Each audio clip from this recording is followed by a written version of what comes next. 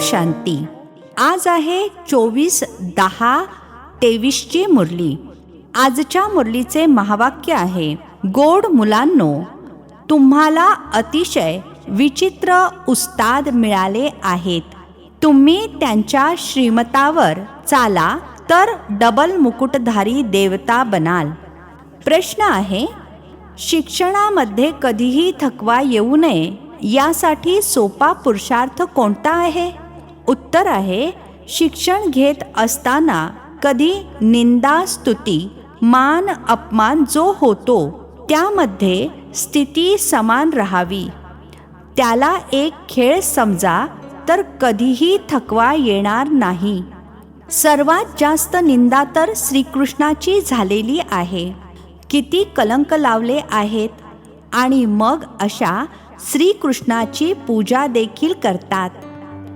तर हे अपशब्द ऐकावे लागणे ही काही नवीन गोष्ट नाही आहे. त्यामुळे शिक्षणामध्ये थकायचे नाही. जोपर्यंत बाबा शिकवत आहेत शिकत राहायचे आहे. गीत आहे, बनवारी रे जीने का सहारा तेरा नाम. ओम शांती. हे कोणी म्हटले, कोण म्हणाले आणि कोणाला म्हणाले हे तर तुम्ही मुलेच जाणता. ज्यांना गोप गोपिका म्हटले जाते तर त्यांनी आपले पिता गोपी वल्लभ यांची आठवण केली. असे पिता परमपिता परमात्म्याशिवाय कोणीही असू शकत नाही. तर आठवण त्यांची करतात जे होऊन जातात. नंतर मग त्यांचे गायन होते. उदाहरण, ज्याप्रमाणे ख्राइस्ट आले ख्रिश्चन धर्म स्थापन करून मग कुठे निघून गेलेले नाहीत. त्यांना पालना तर जरूर करायची आहे. पुनर्जन्मामध्ये यायचे आहे. परंतु जे धर्म स्थापन करून गेलेले आहेत त्यांचा वर्षानुवर्ष बर्थडे साजरा करतात. भक्ती मार्गामध्ये त्यांची आठवण केली जाते. तसेच आजकाल दसऱ्याचा सुद्धा उत्सव साजरा करतात तर जरूर शुभच असेल. कोणी चांगले करून जातात तर त्यांचा उत्सव साजरा केला जातो. दीपावलीचा सुद्धा उत्सव साजरा केला जातो. श्रीकृष्ण जयंती साजरी केली जाते. जे होऊन जातात त्यांचे मग उत्सव साजरे करतात. आता भारतवासियांना तर हे माहीतच नाही आहे की हा राखी उत्सव इत्यादी का साजरे करतात. काय झाले होते? ख्राइस्ट बुद्ध इत्यादींना जाणतात की हे धर्म स्थापन करण्यासाठी आले होते. यावेळी सर्व आसुरी संप्रदाय आहे. तुम्ही आहात ईश्वरीय संप्रदाय. आता बाबा राम येऊन दैवी श्रेष्ठाचारी बनवत आहेत. किंवा असे म्हणता येईल की परमपिता येऊन स्वर्गाचे उद्घाटन करत आहेत अथवा फाउंडेशन घालत आहेत. ओपनिंग सेरिमनी अर्थात उद्घाटन समारंभ देखील म्हणू शकता. भारतामध्ये श्रेष्ठाचारी महाराजा महाराणी होऊन गेले आहेत. सतयुगी देवी देवता डबल मुकुटधारी होते. पवित्रतेचा ताज अर्थात मुकुट सुद्धा होता आणि रत्नजडित ताज देखील होता. विकारी राजांना केवळ रत्नजडित ताज असतो. डबल ताजवाल्यांची सिंगल ताजवाले पूजा करतात. परंतु कधी होऊन गेले, कसे राज्य प्राप्त केले हे कोणालाच माहीत नाही. लक्ष्मी नारायण इतके श्रेष्ठ डबल सिरताज देवी देवता होते.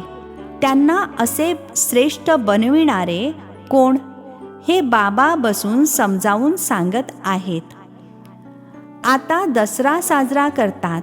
तुम्ही जाणता जरूर काही झालेले आहे ज्या कारणामुळे दसरा साजरा करतात. रावणाला जाळतात, परंतु ती तर जळणारी चीज नाही आहे. आता त्याचे राज्य पूर्ण झाले आहे. जोपर्यंत रामराज्य स्थापन होईल तोपर्यंत हे भ्रष्टाचारी राज्य चालणार आहे. रावण राज्य नष्ट होऊन रामराज्य स्थापन झाले होते. त्याचा उत्सव साजरा करत राहतात. रावणाला जाळतात यावरून सिद्ध करतात. खरोखर भ्रष्टाचारी आसुरी राज्य आहे. भ्रष्टाचाराचे देखील टप्पे असतात. भ्रष्टाचार द्वापारपासून सुरू होतो. पहिले 2 कला भ्रष्टाचार असतो, नंतर 4 कला, मग 8 कला, 10 कला, वाढत वाढत 16 कला भ्रष्टाचार झाला आहे. आता मग 16 कला भ्रष्टाचाराला बदलून 16 कला श्रेष्ठाचारी बनविणे एका बाबांचेच काम आहे. बाबा समजावून सांगत आहेत की यावेळी रावण राज्य आहे. रामराज्य श्रेष्ठ राज्य होते, आता ते भ्रष्ट बनले आहेत. श्रेष्ठाचारी भारताला स्वर्ग म्हटले जाते, तेच राज्य आता भ्रष्टाचारी झाले आहे. आता बाबा म्हणतात, मी आलो आहे भ्रष्टाचारी राज्याला श्रेष्ठाचारी राज्य बनविण्यासाठी. यादव कुळसुद्धा आहे, कौरव कुळसुद्धा आहे. यादव कुळामध्ये देखील अनेक धर्म आहेत. जे श्रेष्ठाचारी दैवी धर्माचे होते ते धर्मभ्रष्ट कर्मभ्रष्ट बनले आहेत. मग बाबा श्रेष्ठ कर्म शिकवतात. भक्ती मार्गामध्ये उत्सव साजरे करत आले आहेत. जरूर भगवान आले होते. 5000 वर्षांची गोष्ट आहे. बाबांनी येऊन भ्रष्टाचारीला श्रेष्ठाचारी बनविले होते. साऱ्या दुनियेला श्रेष्ठाचारी बनविणे केवळ बाबांचेच काम आहे. मग त्यांची पालना करण्यासाठी तुम्हाला वरून पाठवून देतात. तुम्ही जी देवी देवता धर्माची स्थापना केली आहे त्याची मग जाऊन पालना करा असे कोणी म्हणत नाही. ॲटोमॅटिकली हे ड्रामा अनुसार होते. तुम्ही श्रेष्ठाचारी बनाल, मग सृष्टीसुद्धा सतोप्रधान श्रेष्ठाचारी बनेल. आता तर 5 तत्वसुद्धा तमोप्रधान आहेत. किती उलथापालथ होत राहते. मनुष्य किती दुःखी होतात. करोडोंचे नुकसान होते. सतयुगामध्ये असे कोणतेही उपद्रव होत नाहीत. उपद्रव होतात नरकामध्ये. उपद्रव देखील पहिले 2 कलावाले होते. आता 16 कलावाले उपद्रव बनले आहेत. या सर्व डिटेलमध्ये समजावून सांगण्याच्या गोष्टी आहेत आणि आहे खूप सोपे, परंतु समजत नाहीत आणि ना इतरांना समजावून सांगू शकत. तर हे रावणाला जाळणे द्वापारपासून सुरू होते असे थोडेच म्हणणार. 5000 वर्ष झाली. भक्ती मार्ग सुरू होतो तर हे उपद्रव सुद्धा सुरू होतात. आता पुन्हा रावण राज्याचा विनाश आणि राम राज्याची स्थापना कशी होते ते तर तुम्ही जाणता. मनुष्य जाणत नाहीत रावण कोण आहे. बाबा म्हणतात, लंका तर कोणती नव्हतीच मुळी. सतयुगामध्ये लंका असत नाही. फार थोडे मनुष्य असतात. यमुनेचा किनारा आहे. अजमेरमध्ये वैकुंठाचे मॉडेलसुद्धा दाखवतात, परंतु समजत नाहीत. सोन्याचे महाल इत्यादी बनविण्यासाठी तिथे काही वेळ लागत नाही. मशिनरीवर लगेच वितळून टाईल्स बनवतात. तुम्ही मुले जाणता, हे जे सायन्स आहे ज्याच्याद्वारे विनाश होतो तेच मग तुम्हाला तिथे कामामध्ये येईल. आता ही एरोप्लेन इत्यादी खूप आनंद मिळवण्यासाठी बनवतात, नंतर मग त्याद्वारेच विनाश करतील. तर ही एरोप्लेन सुखासाठी सुद्धा आहेत तर दुःखासाठी सुद्धा आहेत. अल्पकाळासाठी सुख आहे. 100 वर्षाच्या आत या सर्व वस्तू निघाल्या आहेत, तर 100 वर्षाच्या आत इतकी सारी प्रगती झाली आहे.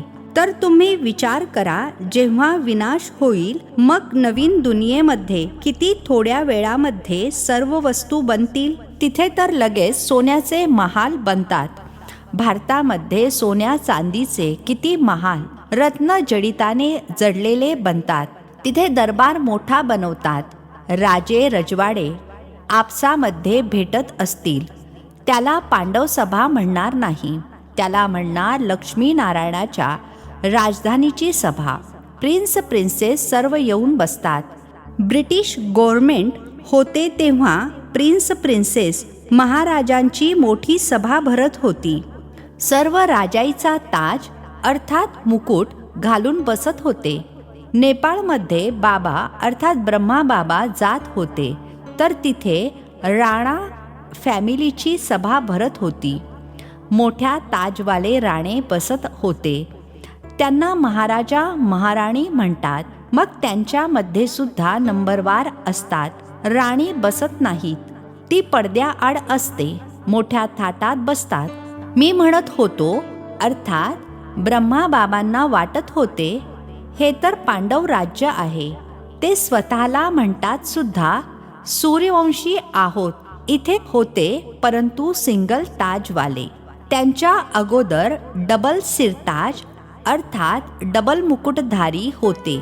श्रीकृष्णासाठी अनेक गोष्टी लिहिल्या आहेत. अमकीला पळवले, असे केले, परंतु अशा गोष्टी तर नाही आहेत. जे उत्सव पास्ट होतात अर्थात भूतकाळात घडून जातात, ते मग साजरे करत येतात. हा देखील उत्सव साजरा करतात, जेव्हा की रावण राज्याला नष्ट करून राम राज्याची स्थापना केली. हे तर वर्षानुवर्ष साजरे करतात. तर हे सिद्ध होते की आसुरी रावण राज्य 5000 वर्षांपूर्वी सुद्धा होते.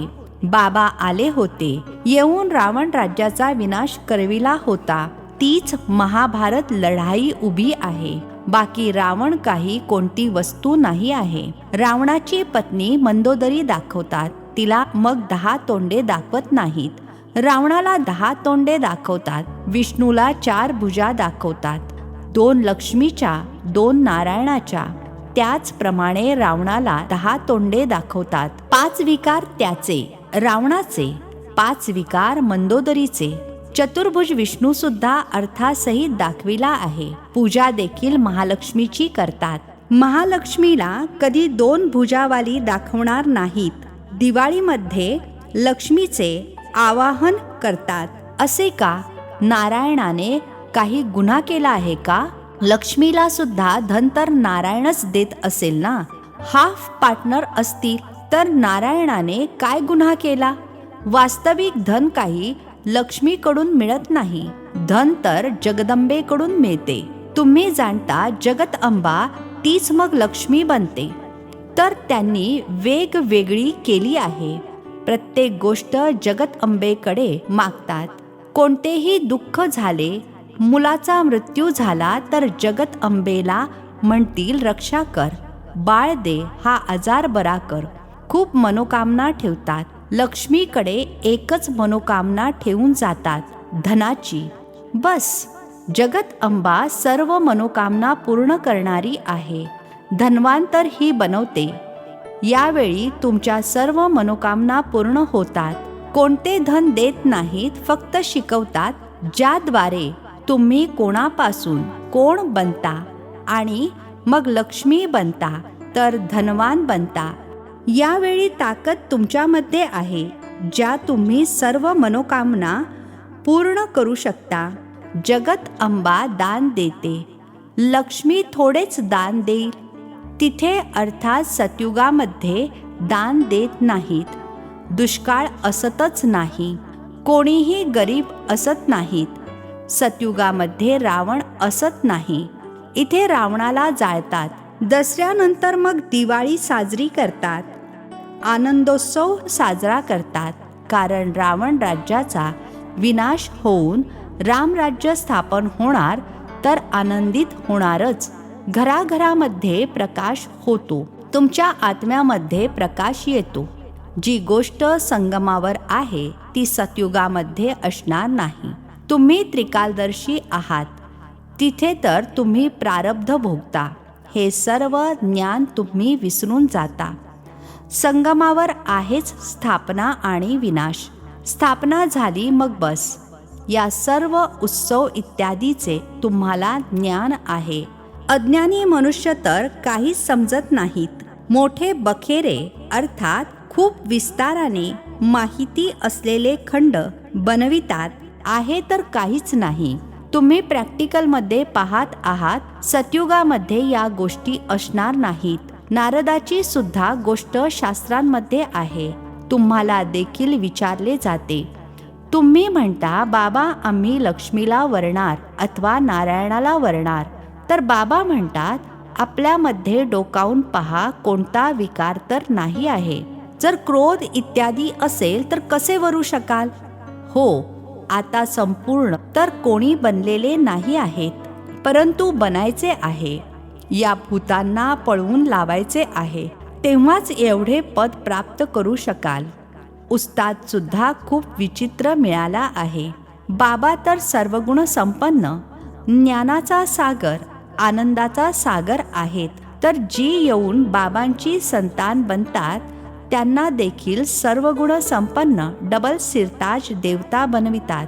बरोबर तुम्ही बनत आहात. देवतांना दोन्ही ताज असतात. तुम्ही आले आहात बाबांकडून वारसा घेण्यासाठी. वारसा घ्यायचा आहे, शिकायचे आहे. पॉइंट्स तर खूप निघत राहतात. जर शिकला नाहीत तर दुसऱ्यांना कसे समजावून सांगू शकाल? ड्रामा हुबेहूब रिपीट होत आहे. हे ज्ञान आता तुम्हाला समजते, नंतर मग हे लुप्त होईल. ही जी लंका इत्यादी दाखवतात ती देखील नाही आहे. रावणाचा जन्म कधी झाला? लिहिलेले आहे, द्वापारपासून देवता वाममार्गामध्ये जातात तेव्हा विकारी बनायला सुरुवात होते. भक्ती सुद्धा पहिली अव्यभिचारी होती, नंतर व्यभिचारी बनते. आता तर मनुष्य आपलीच पूजा करू लागले आहेत. बाबा म्हणतात, मी येतोच भ्रष्टाचारी दुनियेचा विनाश आणि श्रेष्ठाचारी दुनियेची स्थापना करण्यासाठी. जरूर अगोदर स्थापना करतील आणि नंतर विनाश करतील. हा आपला पार्ट कल्पकल्पाचा आहे. भ्रष्टाचारी पासून श्रेष्ठाचारी बनविण्यासाठी सुद्धा वेळ लागतो. जोपर्यंत बाबा बसून शिकवत आहेत, शिकायचे आहे. कल्पापूर्वी जे जितके शिकले आहेत तेवढेच शिकतील.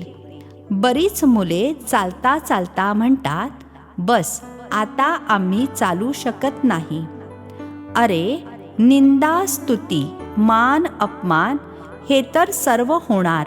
तुम्ही शिक्षणाला का सोडता? सर्वात जास्त निंदा तर श्रीकृष्णाची केली आहे. किती कलंक लावले आहेत.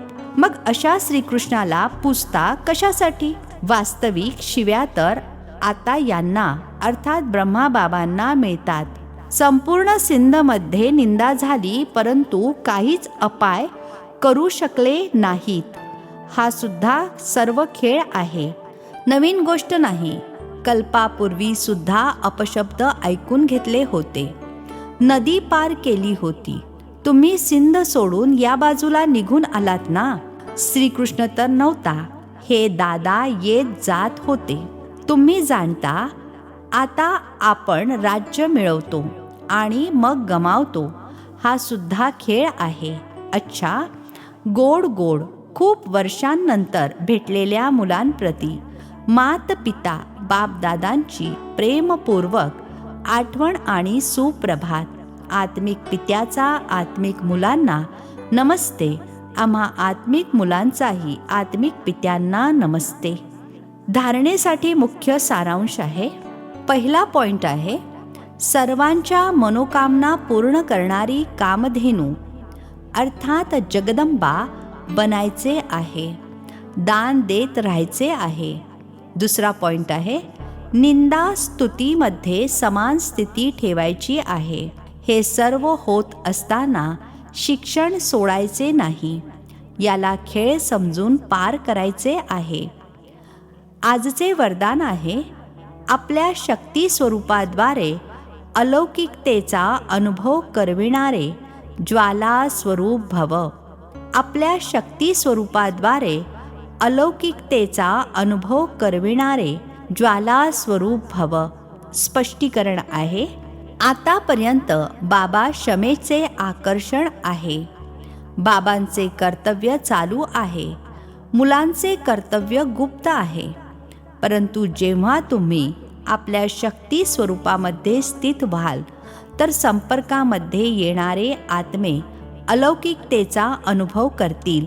चांगले चांगले म्हणणाऱ्यांना चांगले बनण्याची प्रेरणा तेव्हा मिळेल जेव्हा संघटित रूपामध्ये तुम्ही ज्वाला स्वरूप लाईट हाऊस बनाल. मास्टर सर्वशक्तिमानची स्टेज, या स्टेजवर याल तर सर्वजण तुमच्या पुढे परवान्याप्रमाणे फेऱ्या मारायला सुरुवात करतील. स्लोगन आहे, आपल्या कर्मेंद्रियांना योग अग्नीमध्ये तप्त करणारेच संपूर्ण पावन बनतात. आपल्या कर्मेंद्रियांना योग अग्नीमध्ये तप्त करणारेच संपूर्ण पावन बनतात. अच्छा, ओम शांती. नवनवीन मराठी व्हिडिओज प्राप्त करण्यासाठी सबस्क्राईब करा मराठी गॉडलीवूड चॅनलला.